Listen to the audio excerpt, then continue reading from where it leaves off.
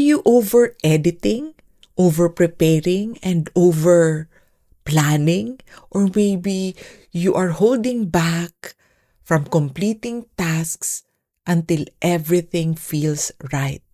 Or maybe you feel frustrated towards yourself and towards others for not meeting your standards. Sounds like perfectionism.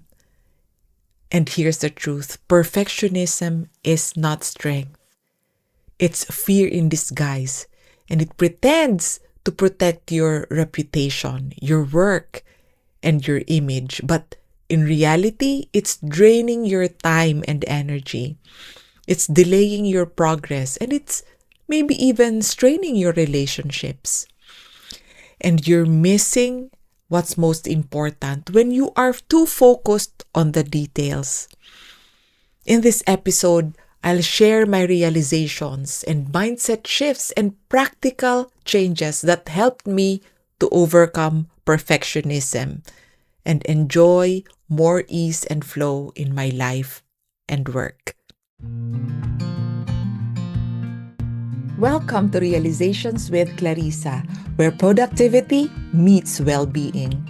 I'm Clarissa Dunan, and as a mother, wife, entrepreneur, and leader, I know how overwhelming it can be to build success while also staying healthy, fulfilled, and present for your loved ones.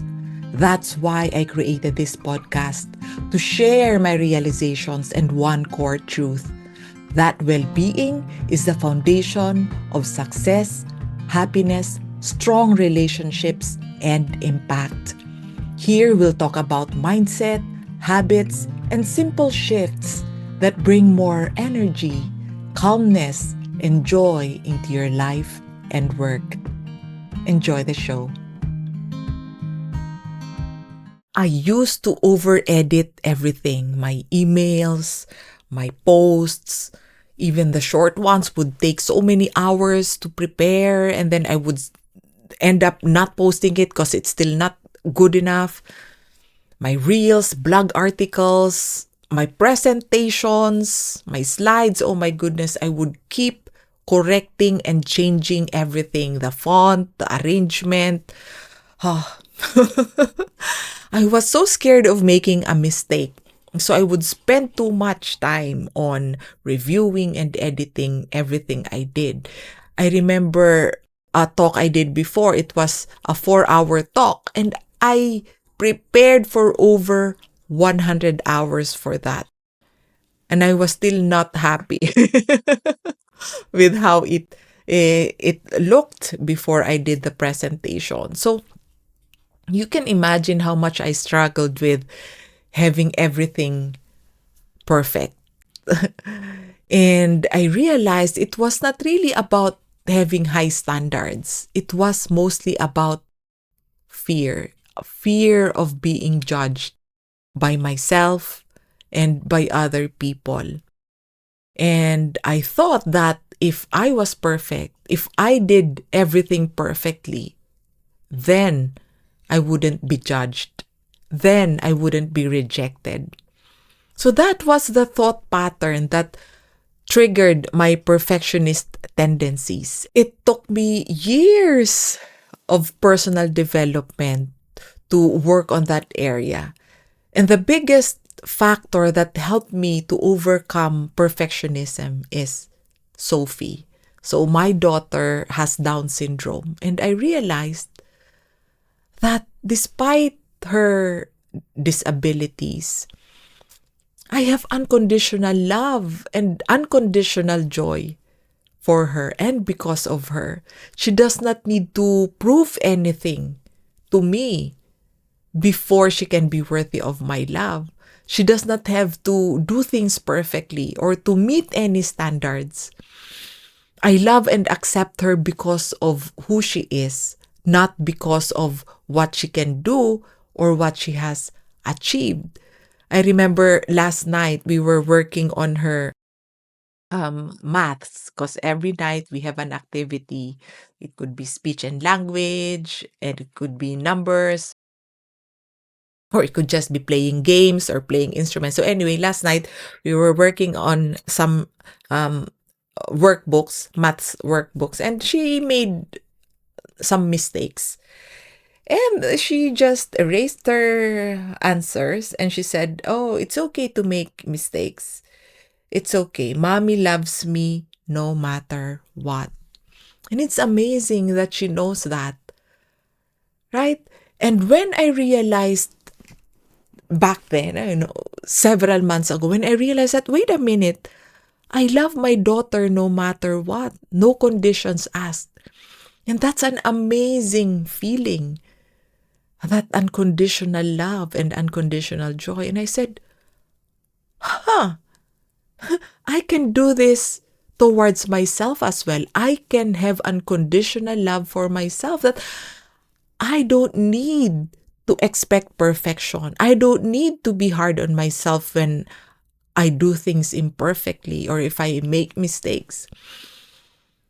I am lovable and acceptable just as I am, just like Sophie and just like you. That's why I created this episode, because I know it's possible to recover from perfectionism, especially if it's causing you a lot of stress and it's training your relationships and productivity. And I know that so many people struggle with perfectionism as well. And if you're struggling with that, it's okay. It's not your fault. It's just a pattern, because we have certain thinking patterns, certain ways of thinking and believing and doing, and that has helped us to cope as children. But those patterns are no longer serving us, especially if it's already stressing us or affecting our relationships, or it's affecting our productivity or the quality of our outcome if we're too obsessed with the details. Okay, and it's a common mistake that we constantly fix or edit or rework or micromanage because we don't want others that we work with to make mistakes, and we even avoid delegation. We delay decisions. We obsess over order. Everything has to be aligned. So I've worked with different people who have different manifestations of perfectionism in their life or work. And even if it's different, manifesting differently, it's the same thought pattern underneath. That, if I relax, everything will fall apart. And there's only one right way, and I'm the only one who sees it. And just like what I shared earlier, if I'm perfect, I will not be judged and I will not be rejected. Do any of these thought patterns sound familiar to you? Right? And the effects of thinking this way is we get too focused on the details that we are missing what's most important. We're too focused on the font size. We're too focused on the grammar and syntax that we miss the energy and authenticity in our delivery. We are too focused on the tree and we miss the beauty of the whole forest.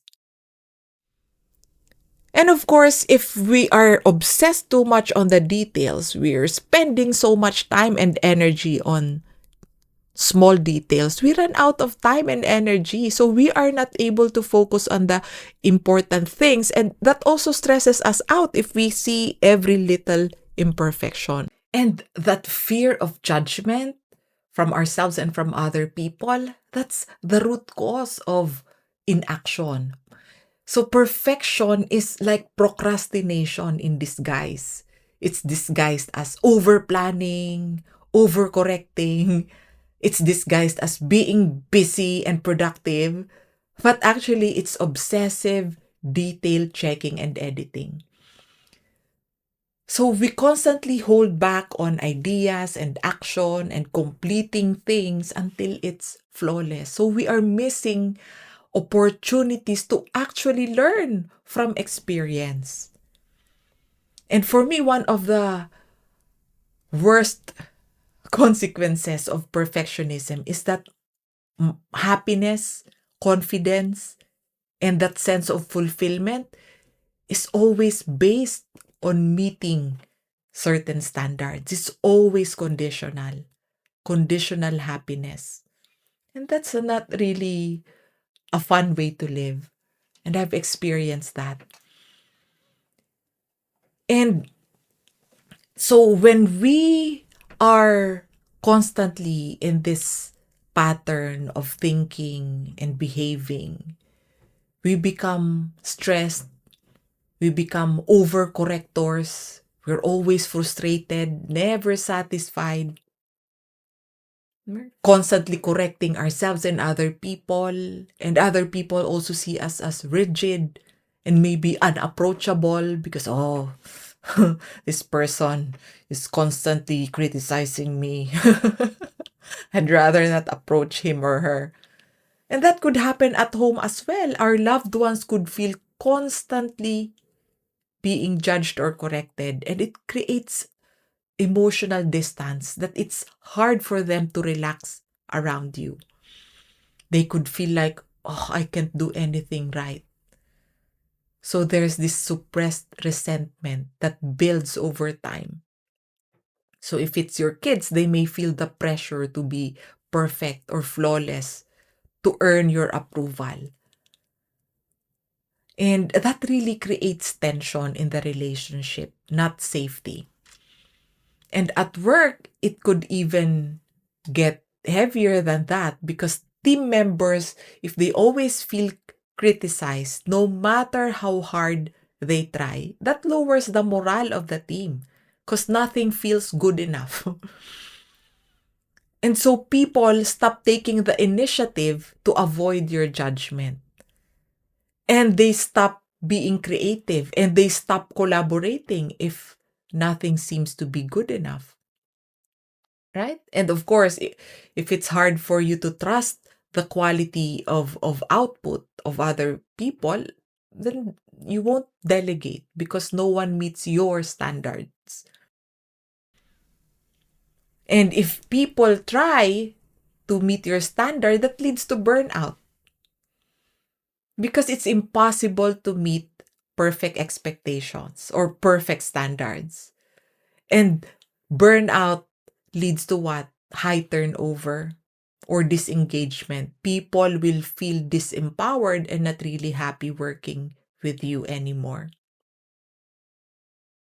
And so I realized in my personal life and in what I've observed, perfectionism just pretends to protect us, to protect our image, to protect the quality of our work, but actually it limits our effectiveness. It's like trying to clean a beach with a toothbrush. Can you imagine cleaning the whole beach with a toothbrush? The task never ends. And you see every imperfection. It's like having a magnifying glass, seeing all the imperfections. And that's overwhelming. And what I've learned is done is better than perfect.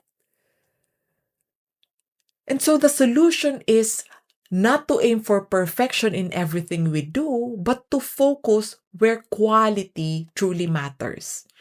And we've heard the Pareto principle many times, right? 80-20 principle. Identify the 20% that would need to be perfect. They would benefit from having very high standards. So for me, an example would be the tax information that I send to my accountant. It has to be perfect because I don't want to get in trouble with the tax authorities.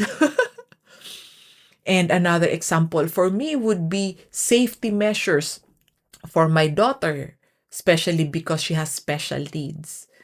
And another one that I set for myself that's in the 20% bucket is my authenticity and my integrity and empathy in the content that I create, particularly in my podcasts.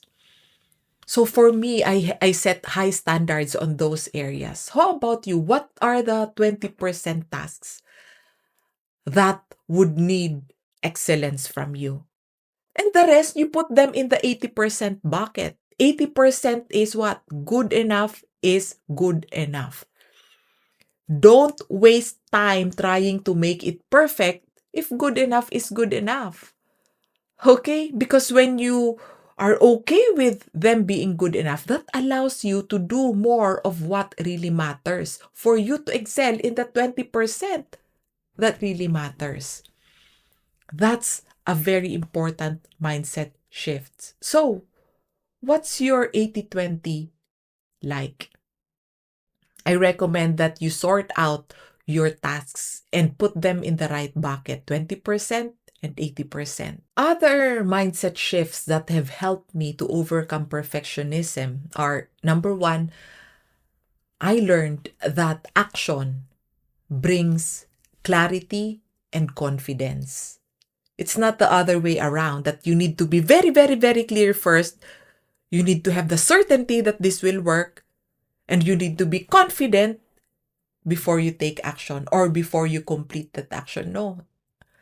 Don't wait for clarity or confidence before you complete your action. Instead, take action, complete it, and then it will give you feedback. If it needs improvement, you will know that. That's the feedback that you get. You will have clarity on what you need to change when you put it out there, rather than constantly holding back the completion because you are perfecting it endlessly. And then the mere fact that you can actually do it, you can actually put it out there and make yourself visible, right? That gives you the confidence that you can actually do it. Action gives you confidence. And I also realized that peace of mind does not come from perfection, because, of course, perfection is actually non existent. But peace of mind comes from letting go and not holding on tighter.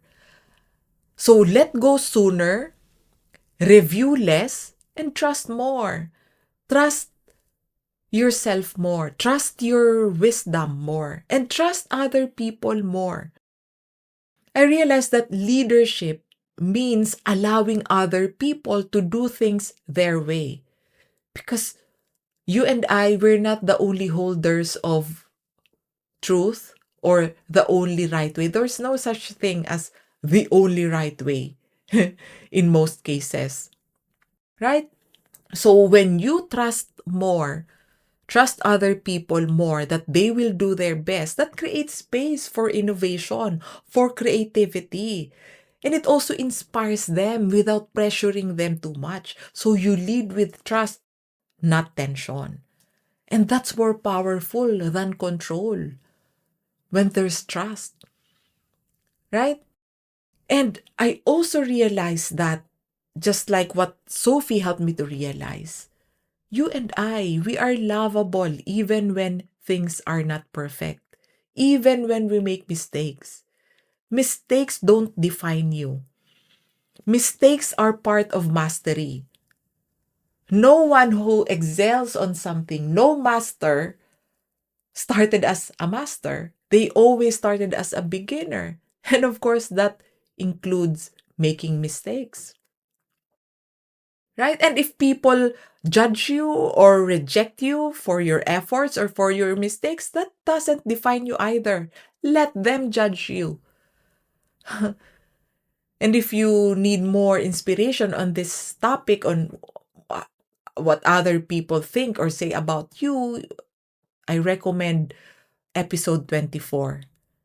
Give yourself the permission to be who you truly are and to do what you love. And another thing that has really helped me to overcome perfectionism and my other big challenges, and even up to now, this practice is helping me, is the awareness of the thoughts that drive the patterns that are no longer helping me. In this case, perfectionism. And I've already mentioned this thought. So I recognize when I think that, okay, I need to be perfect so people won't judge me and they won't reject me. Oh, that's a thought. That's the thought that drives perfectionism. Oh, there's only one right way, and I'm the only one who can see it. So therefore, they need to do it my way. Oh, that's another thought. No? If I relax, everything will fall apart. Okay, so it's the ability to recognize the thought, because thought brings about a corresponding emotion. That's the stress. Oh, I need to have this done perfectly. And that drives the corresponding action, and the action drives the result that we get in our performance or output or the quality of our relationships. So thought, emotion, action, results. So start with the root cause, the thought itself. So when you become aware of those thoughts, it's much easier to break the pattern. Right? So catch and label those thoughts. Oh, that's the perfectionist thought again. That's the stickler. And then you celebrate that you caught it. Oh, good job, Clarissa. You won't go down that spiral again of always believing that thought and suffering the consequences. And then I relax, because every time you have a stressful thought, your body is stressed. So you relax your body. As easy as focusing on your breath, one breath or three breaths.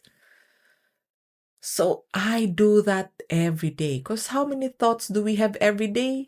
Lots and lots and lots. And majority of those thoughts are usually negative or stressful or don't serve you and me. So rather than the thoughts running our lives or our mind using us, we will now be using thought, we will now be using our mind, right, to serve us and other people.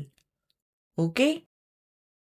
And the good news is, and I've seen this in my own life and in the people that I'm working with, letting go of perfectionism doesn't make us lazy or sloppy. Because the fact is, this tendency to do things perfectly, it has a strength underneath that's been overused and abused. So the strength there is that we actually have high standards no matter what. So we can still have that strength. And that strength will even shine through even more when we are no longer driven by the fear behind those thoughts. So we can still have high standards without demanding perfection from yourself or other people. And you can still be organized. That's another strength. But you don't have to be rigid. And it's okay. If things are slightly out of order or even a little messy, that's okay. Right? You can still live by strong values. That's one of your strengths as well, right? But you don't tie your worth to being perfect. You can still be direct to other people when they need feedback, right? But you are compassionate while being direct to them, right? And you can be trusting rather than controlling. And that's more powerful, especially if you're a leader. So it doesn't stop you from being who you truly are underneath. It doesn't stop you from using your strengths, your gifts. What it does is it removes the negativity that comes from those fearful thoughts. So there are so many benefits from these practices that I've shared with you. You have more energy and time because you don't obsess on the very small details. You can focus on what truly matters. There's less tension with others. They enjoy working with you more. Right? So there's greater team trust and collaboration, and you can make clearer and faster decisions. And that all of this allows peace of mind to return in your life. Can you imagine what's possible when you can create with joy and ease and not fear? And when you can be at peace even when it's not perfect. Imagine the time and energy that can save you. and how you can use that time and energy with what's truly important. So these practices have helped me to let go without lowering my standards. In fact, it has raised my leadership and my productivity. And the people I've worked with, the people I coach, they have amazing stories to tell as well. So some of them said, oh, I stopped needing to perfect everything in my house or at work, in my office, in my bedroom before I could actually focus. Because before they couldn't focus if one photo frame or one throw pillow is out of place. Everything has to be neat and tidy and aligned. So they would say, oh, I save so much time and energy now. I feel happier and more at peace. I am more productive. I can get more things done. So it really works. And I really hope that you would apply these best practices in your own life as well. See what works for you. I have some quick action steps to get you started.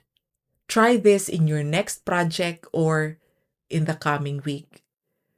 Number one, sort out your tasks into the 80-20 bucket.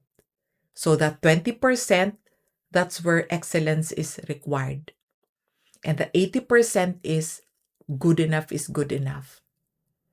And then delegate most or some of the 80% without micromanaging them. And then send your email or upload your post when it's useful, not when it's perfect. And then celebrate completion of the next step, even if it's just 30 seconds of action. Celebrate that. If you are ready to stop letting perfectionism drain your energy and delay your progress, book your free coaching consultation and let's explore what's really driving that pressure, that fear, and start replacing perfectionism with clarity of what's really important and what's not that important. And you will replace perfectionism as well with action and momentum and confidence. So let's work through it together so that you can lead and work and live with more ease and impact. Go to my website, clardoncoaching.com, and book your free coaching consultation now. Perhaps I'll see you then. If you enjoy the episode, share it with someone who might need it. And subscribe or leave a review. It will really help spread the message. Until next time, remember, your well-being comes first.